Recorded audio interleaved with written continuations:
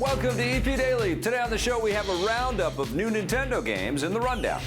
Plus, we prepare to die with an early look at Dark Souls 3. And then Scott and I jump and shoot our way through the Mega Man Legacy Collection. Also coming up, we have a closer look at the new and improved toy box in Disney Infinity 3.0, Jose and Sophia Swindle, a new steampunk crime caper, and much more today on EP Daily. Brought to you by EB Games. I'm your host, Victor Lucas, bringing you the latest in everything cool every single day. The fall gaming season is about to begin, and there's no better way to kick it off than with the rundown.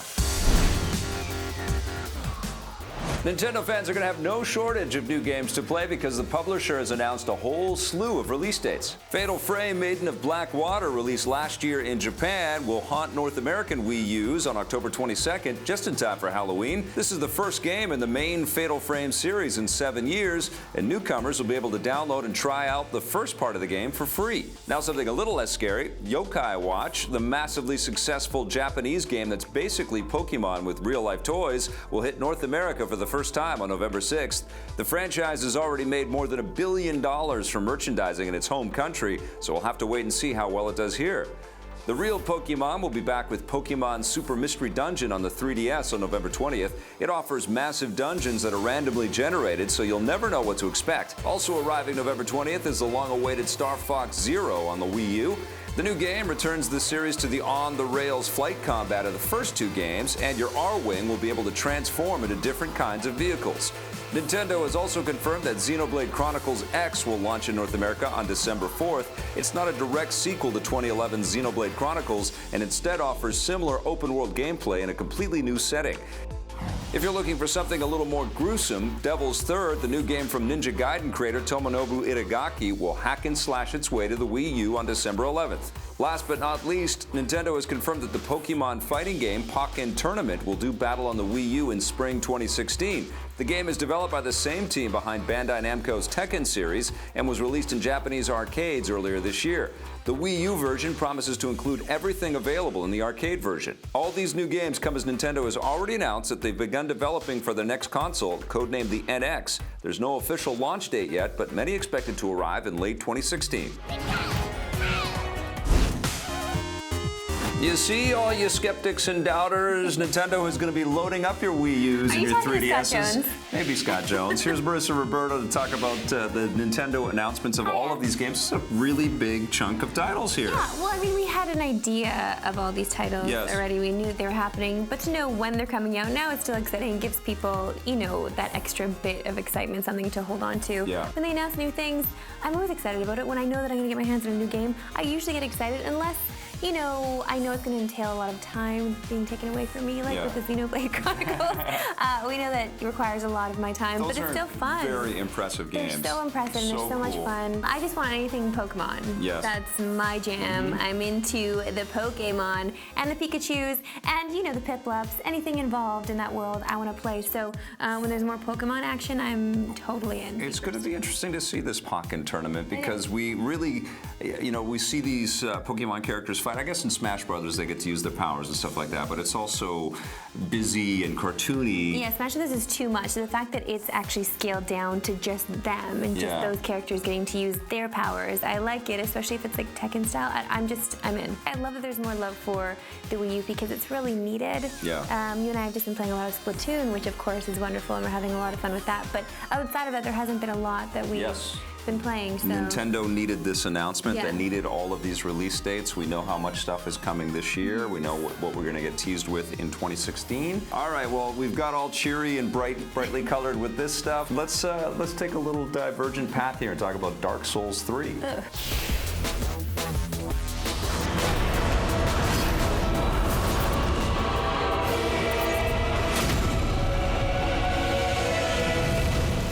The time has come to get out the Kleenex for all the tears you're going to shed for how many times you perish in Dark Souls 3. How are you guys stepping up the Dark Souls destruction factor with this new game? Well, for Dark Souls 3, we have Miyazaki-san back as the director of the game. We're bringing back the best elements from Dark Souls 1 and 2. It's going to be on PS4, Xbox One, and PC. What does that mean for Dark Souls? Now that you guys are bringing this game to next-gen consoles, how much more oomph is the game going to have?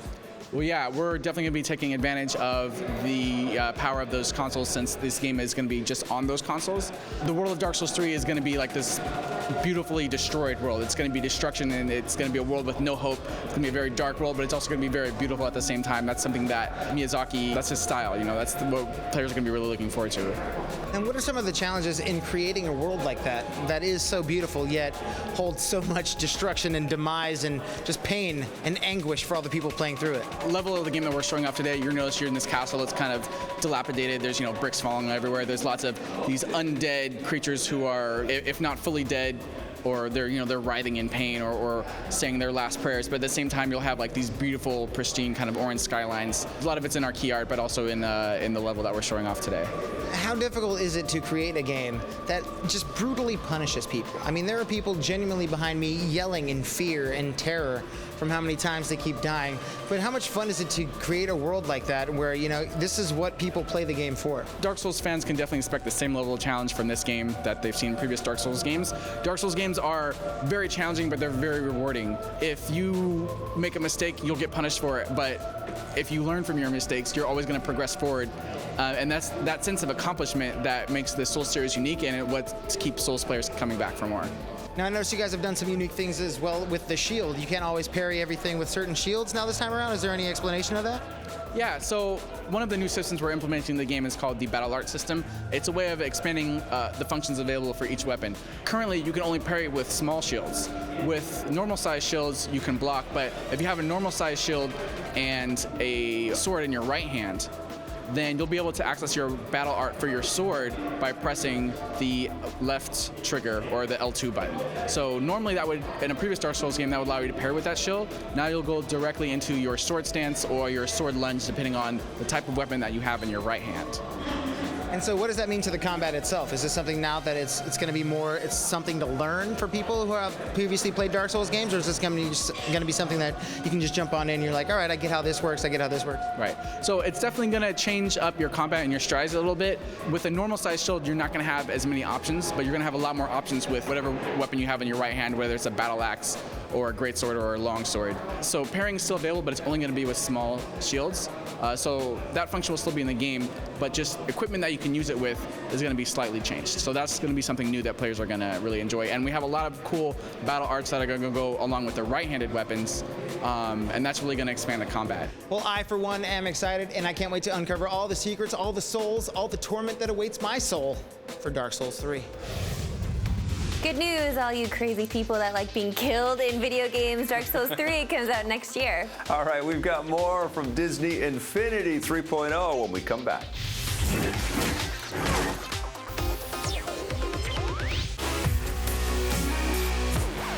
Welcome back to EP Daily. Marissa, we are, of course, shooting the show at a very magical place today, but you also recently visited another magical place in the world, didn't you? I went to Disneyland. Oh, I was there for my, it's true, I was there for my birthday. They gave me a little birthday pin. Just strangers were coming up to me saying happy birthday. I met Mickey and Minnie and Pluto. Wow. It was very exciting, but I also went there to work. I talked to some very important people about Disney Infinity 3.0, and there's a huge component to the game called the Toy Box. They've expanded it in 3.0, so here's a closer look.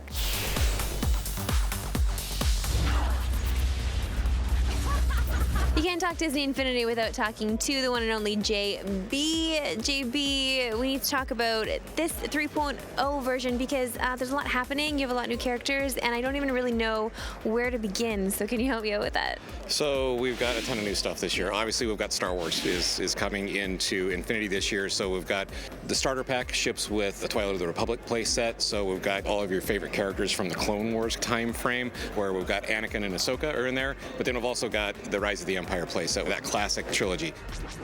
In Infinity this year, we've also got Inside Out playset, which is a different kind of take on something than you've ever really seen from a playset before.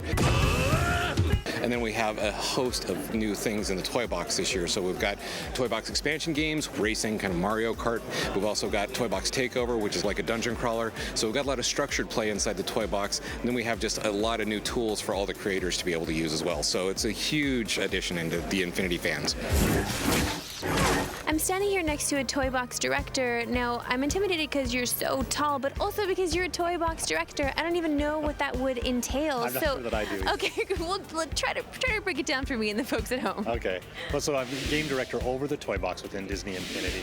And essentially, you're responsible for making sure that you don't get in the way for some very talented artists, programmers, and people, and just letting them do their job. Fantastic team. It's working with them and just making sure it all comes together.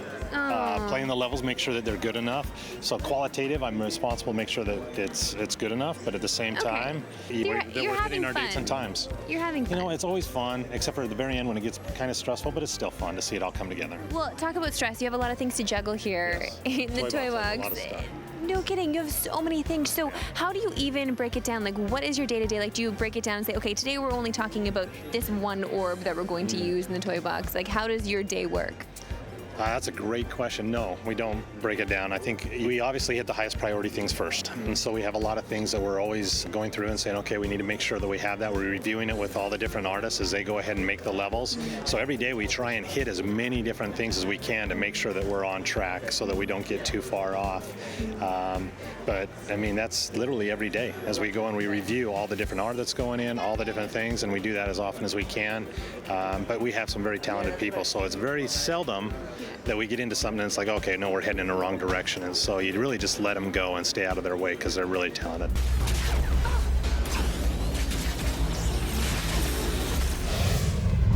St. John's, look, I do work. In addition to your whining and your farting, yes, apparently you do work around here. Well, listen, that's it for you. Take a little time out. thanks. But Jose and Sophia are next. Yeah, that's right. They have a game they're reviewing called The Swindle. That's something that might appeal to you. Oh.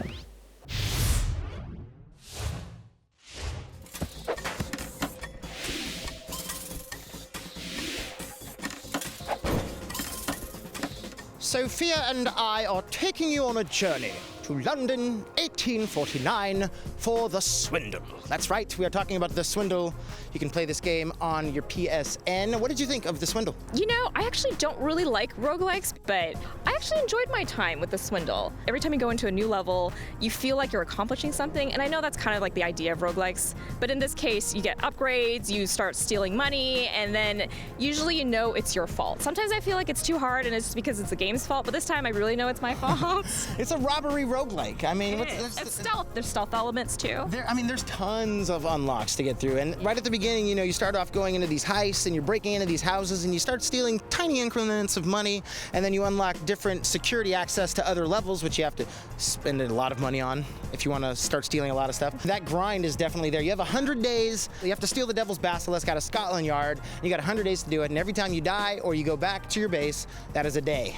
Yes. And that is where the frustration sets in, because right away you're like, all right, I got like $600. This is great. I need how much? Well, at least 4,000 or 5,000? Well, when you first start, you can't even hack the computer. So you're picking up like, what, 12 pounds at a time? When you're starting, just realize that the 100 days, it's gonna go by. You're probably not gonna finish the game. And as long as you accept that, it's fine because you're enjoying the experiences getting there, because each time you restart the 100 days, you will get better. Yeah. And as you get better, you start earning money faster, you start unlocking, and I think that's the appeal, is that you are improving. If you want to get a little bit more money or bang for your buck every time you're stealing, you can upgrade that. If you want to Get it. upgrade your skills.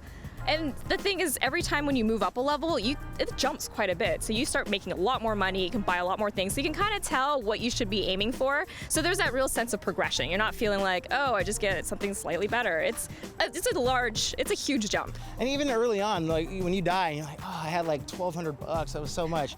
And you get to like level 3 and 4, you're like, I just lost $30,000 because it fell. then you feel like an idiot. There's no way that guy shot me. Or when you're like trying to hack a mine and it just explodes. In your face? I'm like, what the hell? I pushed left. It said push left.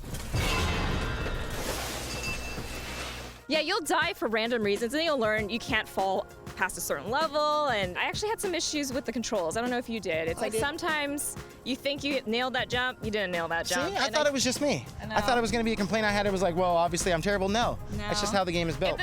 Because this is a platformer and it really relies on precision, if the controls were better, this game would be amazing. I mean, I still enjoyed it, even though I'm not a fan of this style of gameplay. But yeah, the controls really killed it. The art style is beautiful, the music's great, but it is a great challenge. I think it's definitely worth playing. It's cross-play, lots of interesting environments to explore through, lots of great enemies. It's very creative. I'm going to give this Swindle a 7 out of 10. I'm giving it a 7.5.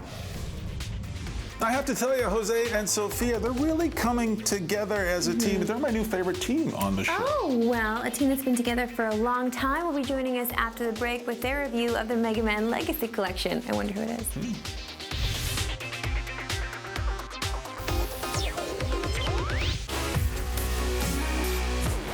Welcome back to EP Daily. A long time ago in a galaxy far, far away, our little blue friend Mega Man came to life. Of course, yes, I'm talking about the 1980s. The Mega Man Legacy Collection is here. Here's me and Vic with a review.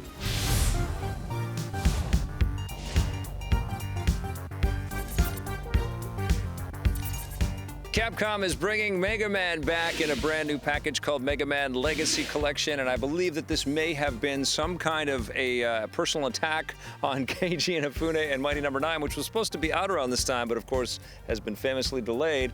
That doesn't matter. What'd you think of playing through the first 6 Mega Man games from the old NES days again on this collection? Well, this is $15 approximately, give or take a couple dollars each way or that way. You get all 6 games. And the thing that I like about this is it really is a celebration of Mega Man in its 8-bit glory days. It's all 8-bit stuff. All 8-bit stuff, and you can actually stretch it out to fill your big screen television, which obviously we didn't have back in the late 80s and early 90s when Mega Man reigned supreme. I was never a huge Mega Man fan. These are some of the hardest, most challenging video games ever created. What's amazing to me when you play through each of these games is that Digital Eclipse, who handled the development, did a great job of porting all of the artifacts, all of the problems and blemishes of the old 8-bit NES games to our brand new machines. We played it on the Xbox One.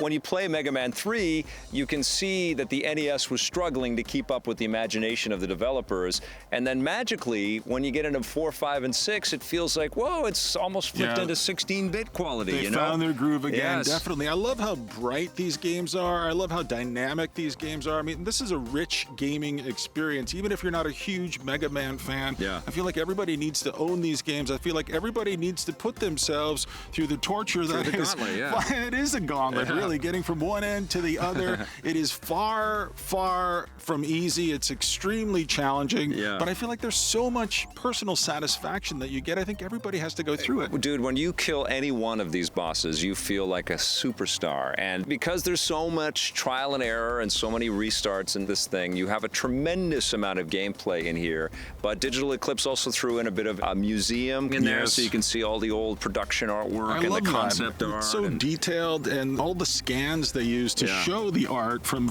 its earliest days. Yeah, it's absolutely beautiful. And there's also a challenge mode in there, which has an altering adaptive challenge scale that changes difficulty as you work your way through, and it remixes all the games and makes them exciting again. My big quandary here, and I'm sure you have it too, is that I already own all of these Mega Man games. I've owned them for ages. They're everywhere. They're on every platform I already have. This is a terrific port of all classic games, but I already own like 9 copies of all 6 games already, even though there are some bonuses here, like the museum and like the challenge. And that explains the relatively low price point. That's pretty incredible. And with lots of extra material and lots of extra love and attention to detail, I absolutely think the price is definitely worth it. It's good value. And I feel like at this point they should be free, though. Yeah, but these are fun to.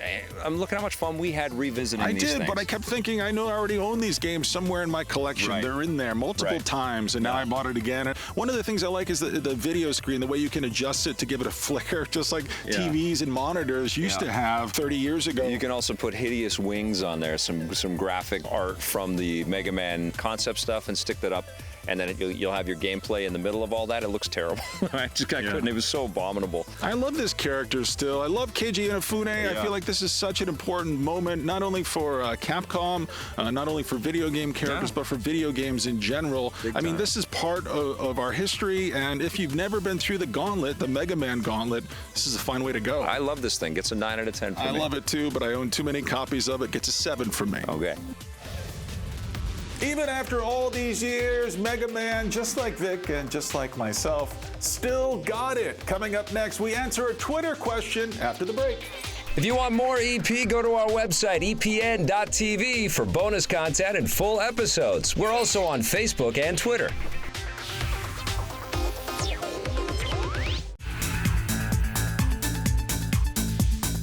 Welcome back to EP Daily. It's time for our Twitter question of the day. This one's from our old friend Caleb Ladouceur at skate_x. DDD, those 3 Ds are important. My skating friend. Okay, if you could have any character in Smash Brothers, who would it be? And I guess he means that isn't already in the roster. It doesn't have to be from Nintendo, he qualifies. Oh, okay. Well, I mean, if we're sticking with Nintendo, I'm going to stick with my Animal Crossing babies, because we only have Villager. Yeah. Right? I want to have Isabelle. Yep. I think she'd be really adorable, and she would lay the smack down. Also, a little more Tom Nook action, I think, would be cool as well.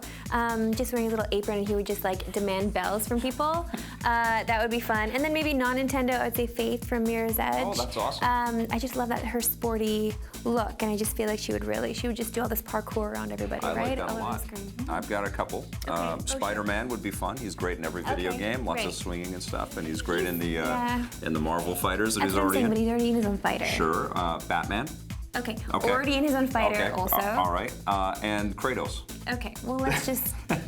That would never happen, but everybody can imagine that for a few moments. All right, if you want to ask us any questions or get caught up on episodes, go to our website, epn.tv. There you go. We're coming for the next episode of EP Daily, including a look at the Mad Max video game. That's right. Thanks for watching, everybody. Bye. EP would like to thank its sponsors, Nintendo, Xbox. EP's mobile coverage is brought to you by Gameloft, makers of Asphalt 8 Airborne, which you can play on your Android or iOS device for free right now. We're going to try to give the players exactly what they would imagine that they would find in the world of Mad Max, and we also offer you the opportunity to be Mad Max and to build the ultimate wasteland war vehicle during the course of 50+ hours of gameplay in a wasteland that's dense with exploration and cool scrap and brutal enemies and crazy-ass people for you to kill.